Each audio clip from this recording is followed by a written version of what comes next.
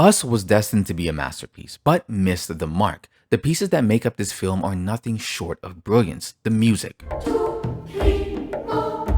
the shadow play, Huh.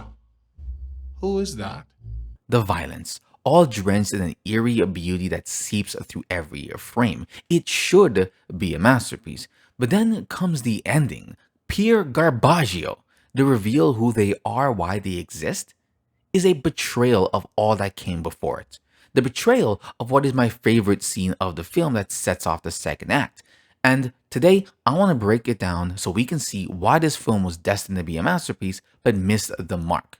Alright, so before we dive into the breakdown, let's do a quick recap for anybody who hasn't seen Us in a while or maybe just forgot what the heck was going on, because I sure did. If you already remember every detail though, cool, check out the timestamp in the description and skip on ahead. And for the rest of us, spoilers ahead. So, Us, Jordan Peele's artsy psychological horror film that has everybody suddenly suspicious of their own reflection. We open in 1986. Little Adelaide, played by Madison Curry, is at the Santa Cruz Beach boardwalk with her parents. She does what every kid in a horror movie does, wanders off alone and walks straight into a creepy funhouse full of mirrors. And it's also great that Jordan Peele, by the way, is breaking stereotypes by making sure she has a father in her life, but he's simultaneously creating whole new ones by him being there while not being there enough to pay attention.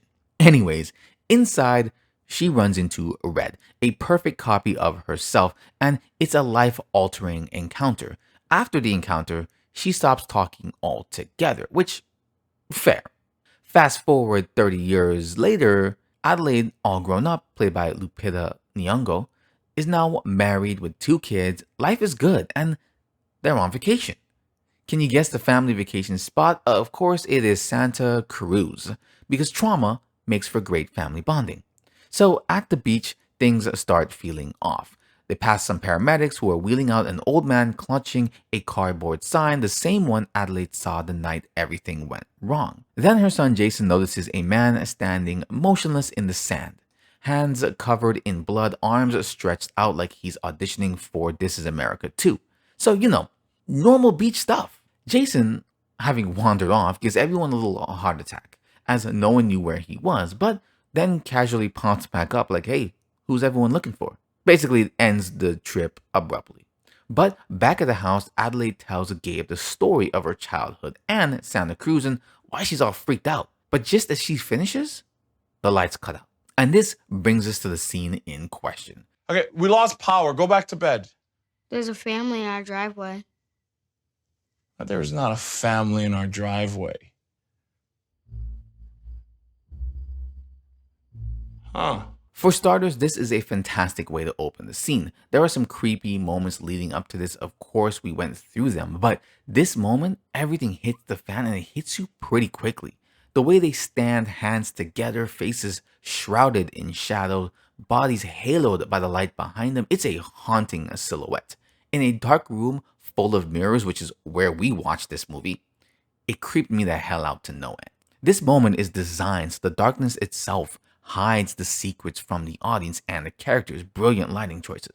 We also learned the hand-holding thing, which was foreshadowed at the start of the film, and again here is a foreshadowing to their grand finale, their big moral message, I guess. But right now, at the time, we didn't know this, that this is the moment that these people have been waiting for their whole lives. And that's important because as the scene unfolds, one thing becomes very clear. The torment they carry out throughout this scene or the following scene, the torment is shared pleasure among them. A moment to exercise their hatred for the elites above getting to enjoy their lives while experimenting with them. Now, Red has her own personal vendetta as well, but it all plays together as the same way. So that's to say, this is not just that the scene is built to be creepy. They themselves want to be creepy. They're enjoying this hunt, the fear that they're getting from these people. And as any good psychopath will tell you, the hunt is even more fun when they try to resist. Now, looking at Gabe, the husband played by Winston Duke, he's sort of just confused, which is, his kind of base level of being. Which I get it though. If it were me, I'd walk up right up to that 6'1" Dumbo and slap him in the face. All 5, 7 of me. But for Gabe, this is an extremely creepy moment, even without the doppelgangers. And yet he's standing there like it's just another night. Now, Winston's a big guy for sure, but he's carrying this easy-going, happy-go-lucky energy, almost gullibility in a way. Now, the film definitely leans into the trope of the guy or the girl who doesn't take the threat seriously enough until it's far too real. And when that moment comes, he pays for it because he definitely does in spectacular fashion. Stop! Wait! Carrying on, this scene is pretty intense. You can feel it building, that quiet pressure beneath everything. But honestly, I laughed here. It's just a family standing outside. It's probably the neighbors. You're kidding me, right? Hello. And I think it was intentional comedic relief. Usually when a movie gives you that slow dolly in shot, it's leading up to something deep, a big realization, an emotional breakthrough, maybe even a revelation. But here we get the same dramatic push in on Gabe, and it's for absolutely nothing. He's just standing there, kind of clueless as always, like the camera's expecting some profound thought, and Gabe's inner monologue is just probably the sound of dial-up internet not working. Side note, dial-up internet is technology that connects to the internet using a standard telephone line. That's for the Zoomers in the comment section. Then we get that dolly back, the camera easing out, giving us a sense of where everyone else is emotionally. Adelaide's unraveling. You can see it in her eyes. And at this point, we don't know why she's so terrified. Like, obviously, this is a terrifying moment, but she knows something more. She knows exactly who these people are, and deep down, she's always known this moment might come. The day the past would walk right up to her door and knock. Breaking it down like this, you can already see that she's hiding way more than she's letting on. Great acting, by the way. Great writing from Jordan and Lupita, selling this moment spectacularly. Adelaide Wilson. Are you we're seriously 2311 calling 911 right now? Shh. Everything's There are good. We four lost power. trespassers on All our right, property. sure, okay. Yes. You know what? What? I'm gonna fix this. No, we I'm don't. gonna find out What? who they are. No, they haven't, but I Find know out they what will. they want, and Gabe, everything's gonna be fine. Calm 2 down, minutes? okay? No, that's too. All of this is expressed in one great continuous shot. I love a good one, or I love continuous shots. For some reason, I just do. And this scene is a fantastic way to pull the whole family into a single shot as the tension begins to spiral. Everything is centered around Adelaide, the chaos unfolding around her, the camera almost orbiting her panic.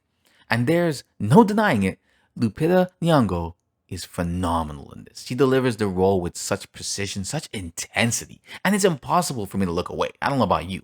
Every moment, every reaction feels lived in, raw, and completely convincing, at least for me. Now, even though I've technically seen this movie already, this moment still had me holding my breath. I was waiting, expecting, anticipating some kind of jump scare, a sudden grab, anything to free me from the tension. It kept me on the edge of my seat for sure, heart hammering. It's a testament to the scene's craft that even knowing what was coming, it still manages to make you feel every second of fear. Then, Gabe went and did this. Then he turns his back to the enemies. Wild.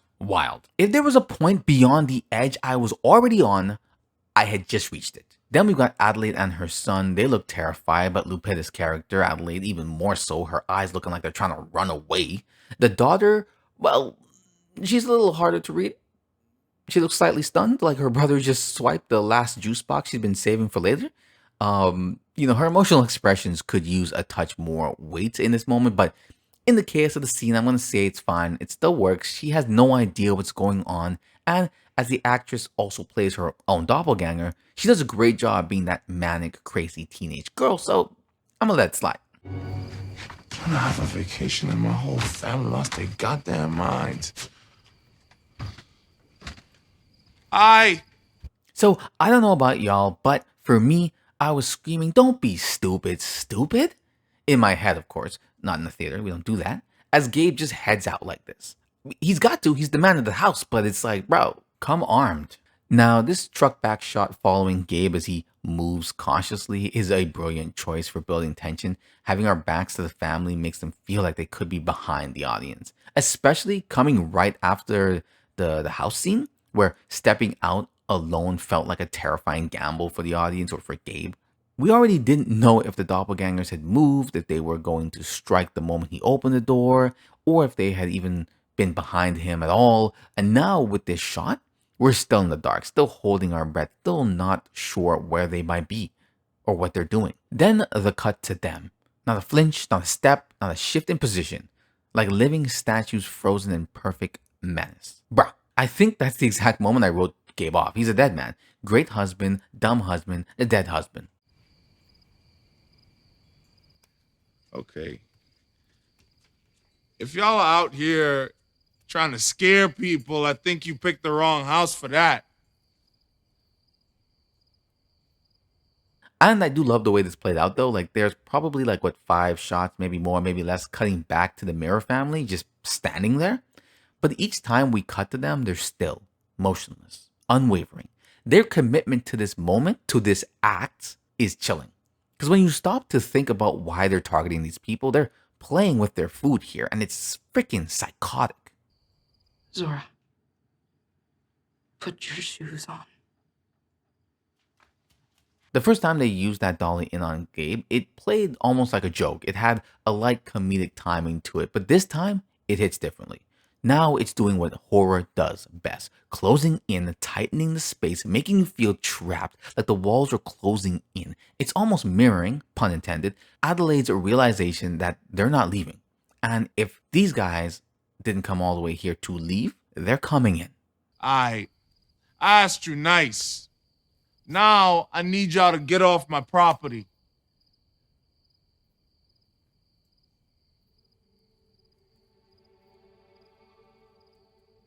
And there's the look. Before we cut to the Mirror family, Gabe's frame was pretty solid. He was confident, taking control of the situation, or at least trying to. But as he catches up to what we already knew or know, the camera starts to wobble with him, like it's losing its balance right alongside him. And when we cut to the Mirror family, we truck back, not just to mirror Gabe's retreat, but to foreshadow what's coming next.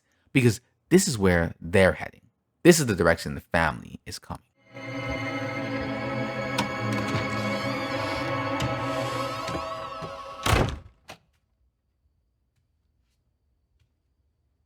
Okay, let's call the cops.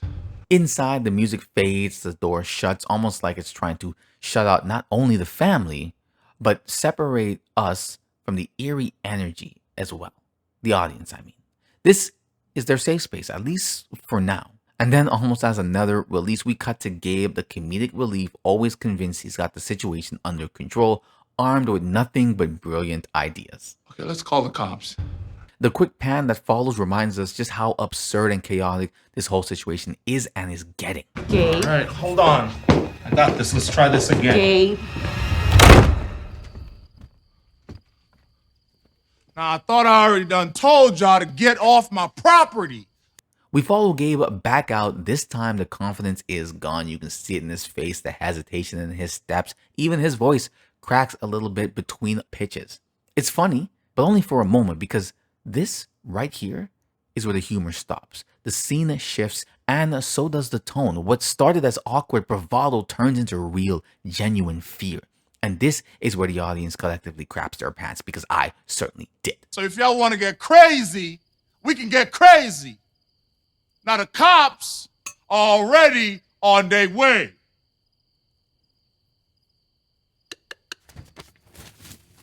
Just from this scene alone, you can tell this movie was constructed with thought, with care, with precision, with passion. A true display of artistry. Every frame feels intentional, every sound deliberate, as if it were on its way to becoming a masterpiece. But then, spoiler alert, we get to the ending, the big reveal, the idea that these people were government experiments designed to control those above. It's just a collapse in on itself. It doesn't hold the same weight. It doesn't quite make sense, to be honest. You know, maybe if you squint, you can see it as a metaphor, as something artistic or symbolic. But for me, it breaks what was otherwise a nearly perfect film. The right violence, the right pacing, the right performances, all supported by sharp editing, evocative lighting, and those unforgettable costumes. It's a shame, really. Us is a brilliantly crafted film that stumbles just short of the masterpiece it was destined to be. It's too bad. And that's it for the video. If you enjoyed, like, comment, subscribe, share this out with someone who would love it. And until next time, what do you recommend?